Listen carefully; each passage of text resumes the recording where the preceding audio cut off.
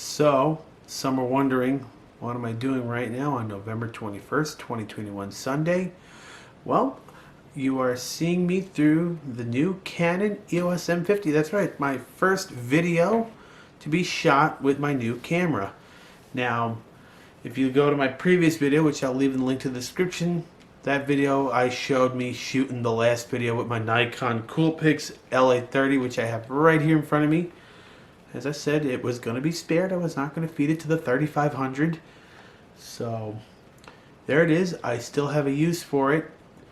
As I pointed out in the previous video, the Nikon was more focused on taking better photos. That was more of its focus. It just so happened to have a better video quality than the camera I had. That was the preceded that. It was that Samsung camera I had, which was not a bad camcorder, and I wish they had made a model with that same architecture that could have the qualities of this current camera. But hey, this camera is good. I'm still figuring out all its features.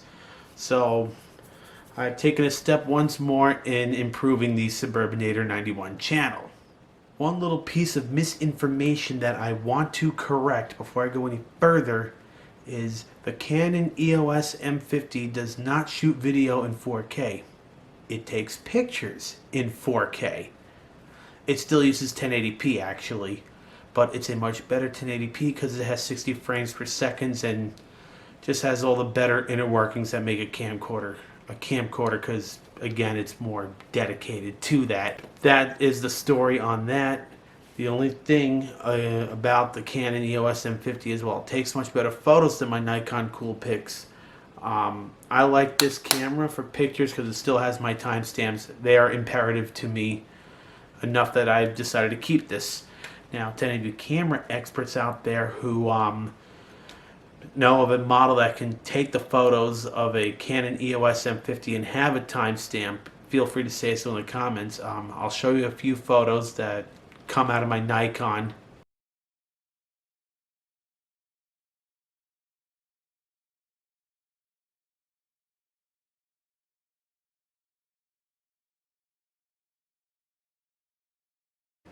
And as you saw in those photos, the timestamp was like a reddish, orangish color, was on the lower right hand corner in whatever you would call that font.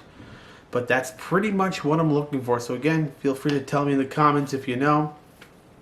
And now I know what you're all waiting for, the new intro, which was shot with this camera you're seeing me through, and I made a point of doing the new intro before I started making the video having to do with the last video to do with the Nikon and start shooting through this camera.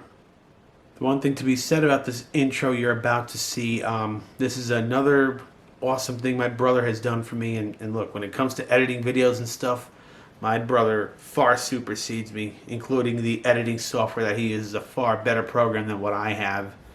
So, and he gave me the idea of using some royalty-free music, and let me tell you, that was worthwhile.